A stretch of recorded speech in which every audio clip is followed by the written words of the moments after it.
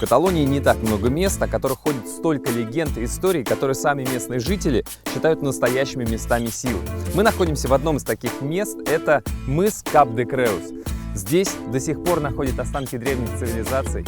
Местные жители сюда приезжают, чтобы подзарядиться духовной энергией, и здесь находится один из самых важных средневековых памятников, который называется Сан-Пере-де-Родес.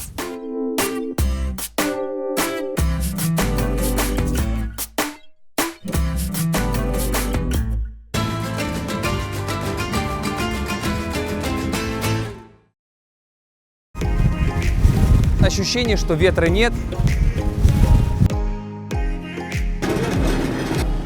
Ага. Gracias. Хотя, конечно, они должны были сказать спасибо. На меня сейчас смотрят не только наши съемочные группы, но и все посетители этого ресторана. Некоторые посетители меня фотографируют. Ой, извините. Алло? Алло, да. Да. А, это вас. Gracias.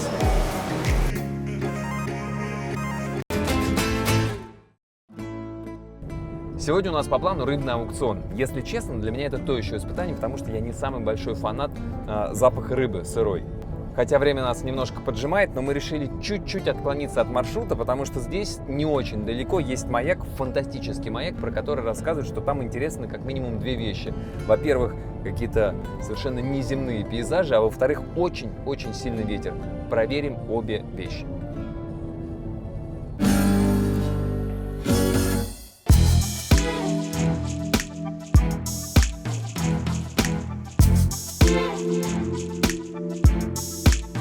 Это, наверное, самое ветреное место, где мы побывали. У меня даже капюшон вон. Знаете, что страшно? Что этот сильный ветер может меня сдуть вот туда со скалы. Я поэтому в мягкой жилеточке, чтобы мне было мягче падать. Это место называется Кап-де-Креус, а конкретно вот это вот мыс Фистера. Видите, тут даже памятный знак открыт. Раньше это место называли край света, сами испанцы, каталонцы. Сейчас они строят здесь каменные пирамиды, которые создают ощущение, что ветра нет. И тут, видите, такая картинка статичная. На самом деле ветрище такое, что мне кажется, тут где-то 3-4 человека должно сдувать в день с этих скал. А напротив, посмотрите, напротив находится маяк, который был открыт в 1853 году, когда была королева в Испании Изабелла II. Там еще где-то находится кафе. Я, правда, не знаю, наверное, кофе будет выдувать из чашки, но, по крайней мере, попробуем посмотреть, какие виды там. Вокруг тут, конечно, офигенно просто. Смотрите, какие тут пейзажи. Я даже не знаю, с чем сравнить. Марс, не Марс, Нептун, не Нептун. Кто-то говорит, что здесь как будто в Исландии. Кто-то видит здесь Шотландию, но это все Каталония. А еще я подумал, что здесь такой сильный ветер, что можно воздушный шарик вот так вот держать, он будет сам надуваться. И даже, наверное, надувной матрас надуется.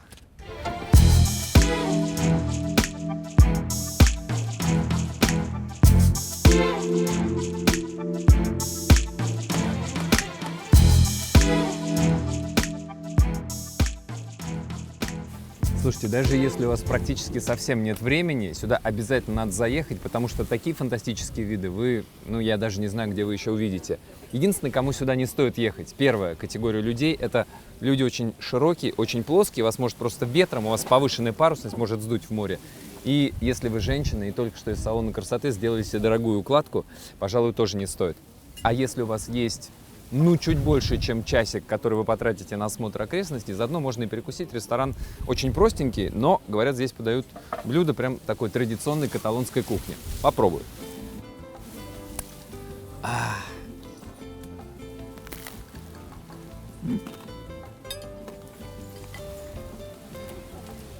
Это, видимо, какая-то местная рыбешка, не знаю, анчоуса, не анчоуса.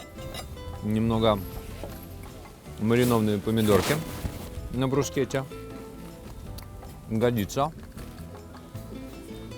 При вас не буду доедать полностью. Так, а здесь рис, кстати, обратили внимание, что рис, я вообще редкий случай, когда рис похож на рис. Обычно он все время в паэлье. На меня сейчас смотрят не только наши съемочные группы, но и все посетители этого ресторана. Некоторые посетители меня фотографируют. Фотографируют, как я ем. Это, кстати, Сибас. Впечатления немного странные, честно вам скажу. Так, что тут у нас? Терпеть не могу, когда в рыбе есть косточки, но тут такой случай, что я очень голодный. Ну, вкусно. Отлично. Для голодного человека вообще самое то. Рыбка, рис, pescado con arroz, как мы в Каталонии говорим, в Испании.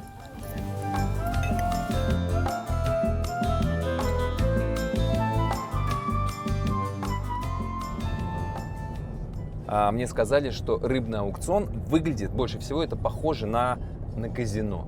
Я не азартный человек, но понаблюдать за азартными людьми, когда они находятся в процессе, глаза горят, вот это вот руки трясутся, это очень интересно. Так что посмотрим.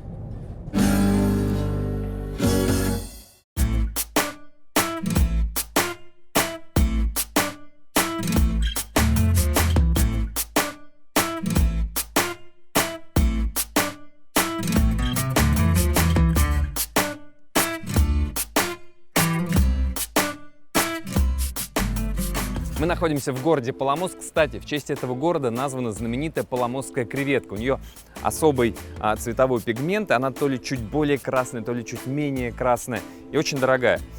Здесь она стоит, но если на наши деньги переводить, примерно минимум 6 тысяч рублей за килограмм. А если в России, так это еще авиабилет надо добавить и так далее.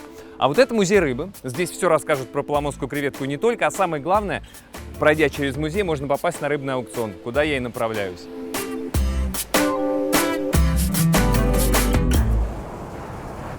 Рыбный аукцион вообще начинается, конечно же, в порту. Сюда привозят рыбу. Вот тут вот большое количество именно рыбацких кораблей. Видите, это все не какие-то яхты прогулочные, это рыбацкие шхуны. Только-только что выловили свежую рыбу. Вон, видите, выгрузили в синих вот этих вот больших лотках большое количество разной рыбы. Вон передают. Окончательно сейчас повезут внутрь этого здания, где проходит, собственно, рыбный аукцион. А вот там, давайте посмотрим, это только что пришел корабль. Там еще не выгрузили, там еще идет сортировка. Хотя они, я так понимаю, вон, выгружают и там, и здесь. Хотя сортировка, по-моему, происходит даже в процессе, когда они возвращаются в порт. Да, пока никто не видит, можем посмотреть, что за рыба. Ну, тут все понятно. Креветочки, хрень какая-то рыбная, там анчоусы. А вон большеглазик, кучеглазый. И что-то еще. Так, вот, постепенно идет под загрузку. Сейчас будет увозить. Попрощайтесь с ней. Очень серьезный дядя. Это он прокачивает вот эти вот мышцы, как бы прокачал и повез. Такой тренажер. Все, эту рыбу провожают в предпоследний путь. Последний путь у этой рыбы будет на конвейерной ленте уже на аукционе, где люди ее будут покупать или не будут покупать.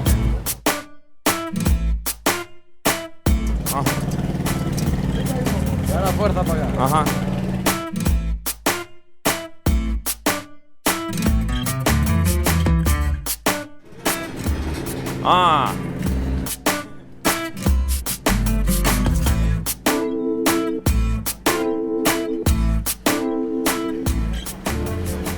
Ща, ребят, сейчас тут немножечко рыбешки. Ага. Gracias. Хотя, конечно, они должны были сказать спасибо. Короче, смотрите, теперь эти контейнеры ставят на ленту. Вот по этой ленте едет туда. Я не знаю, видно вам отсюда или нет, но вот там сидят, вон там, смотрите, вон, видите, люди сидят на таких, на небольших трибунах. Это, собственно, и есть рыбный аукцион. Вот тут вот на окошке показывают цены. Значит, показывают цены за килограмм, и люди смотрят, что там, да, креветочки за килограмм сколько-то евро, пожалуй, куплю. Ну, сейчас аукцион посмотрим поближе.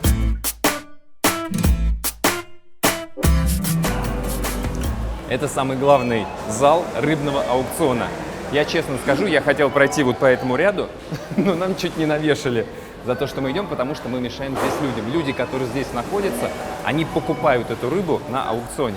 Вот обратите внимание, у всех людей есть пультики с кнопочками. Это не мобильные телефоны старых моделей. Это специальный пульт управления ценой. Цена бежит вниз, как вы видите на экранах. И тот, кто нажмет первым кнопку, останавливает цену и покупает тот или иной лоток с рыбой или с какими-то морепродуктами.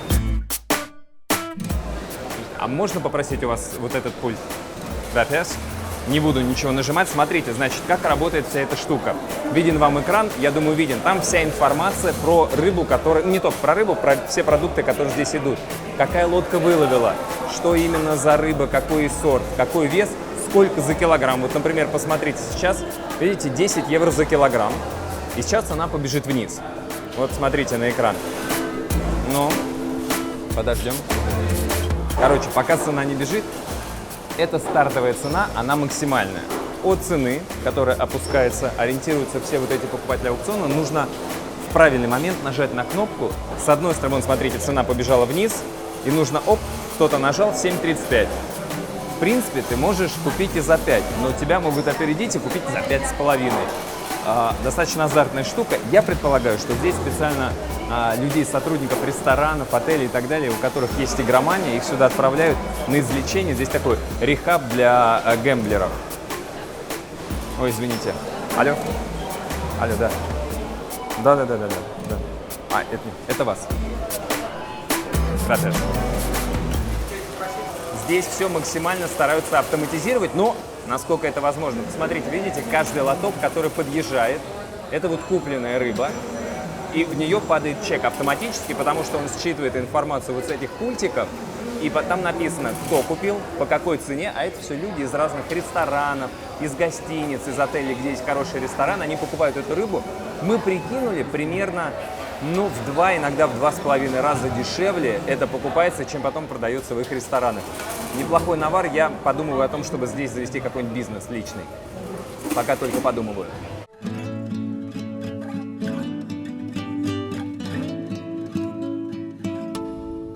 Сегодня был, конечно, непростой день. Во-первых, столько рыбы, сколько сегодня я не нюхал никогда в своей жизни. И, надеюсь, не буду нюхать. На маяке у меня выдуло из головы практически последние мозги. Но вот когда я смотрел на рыбный аукцион, на все эти морепродукты, на рыбу, я испытал одно. Я испытал чувство голода. Поэтому сейчас попробую найти какой-нибудь симпатичный ресторанчик, перекусить, наверное, рыбой или морепродуктами. И вам тоже желаю приятного аппетита. Пока.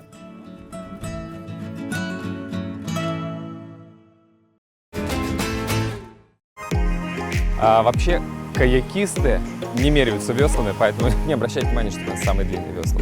Мы специально не разгоняемся, чтобы не унижать нашу операторскую команду. Вот эти вот красные штуки, вон вдоль скал, испанцы их называют морские помидоры. Сейчас я приплыл в эту деревушку, она называется Рыбацкая деревня, деревня рыбаков, но нет почему-то рыбацких сетей.